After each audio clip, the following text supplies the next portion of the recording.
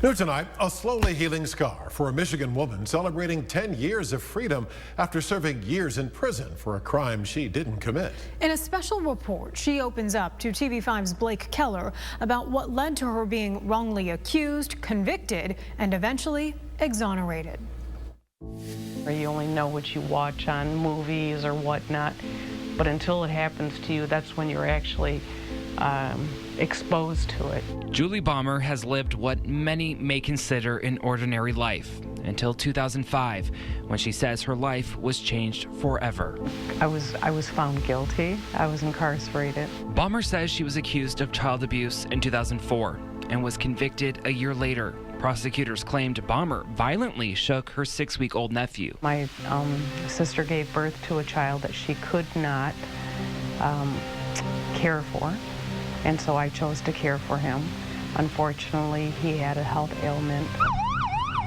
Bomber took her nephew to the hospital, and doctors found a skull fracture and lots of blood. That health ailment was misdiagnosed as being child abuse, and so I was sentenced to 10 to 15 years.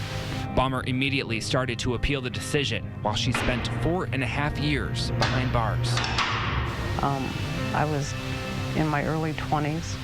I was a young, single female, and I didn't expect for my formative years to be turned upside down. Then came a big change in 2009. The University of Michigan's law school established the Michigan Innocence Clinic, and just months after its launch, they reached out to help Bomber. Define it as a form of divine intervention. The clinic allows law students to investigate and litigate prisoners' cases by proposing new evidence. So Julie Bomber's case was one of the first we took in this clinic that involved changed medical evidence.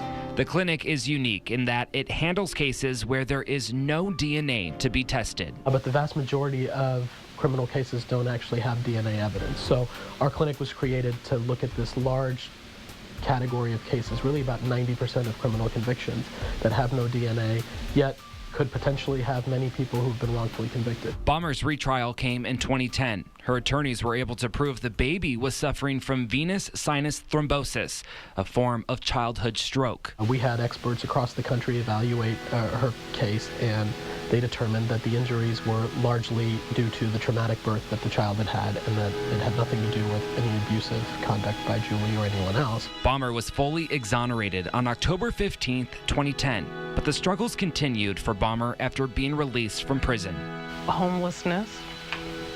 You're without basic needs. You have no home, you have no insurance, you have no medical, you have no work. There are still scars from her experience. So to give back to those who helped her in her fight for freedom, Bomber talks to law students with the Michigan Innocence Clinic every semester. She also works as a realtor in Metro Detroit. I'm grateful that I'm where I'm at. I'm not where I want to be, but I'm where I'm at. Blake Keller, WNEMTV5. Blake also learned that more than 2,500 wrongly convicted people have been exonerated in the U.S. since 1989, including more than 100 from Michigan. And if you'd like to learn more about Julie's case and the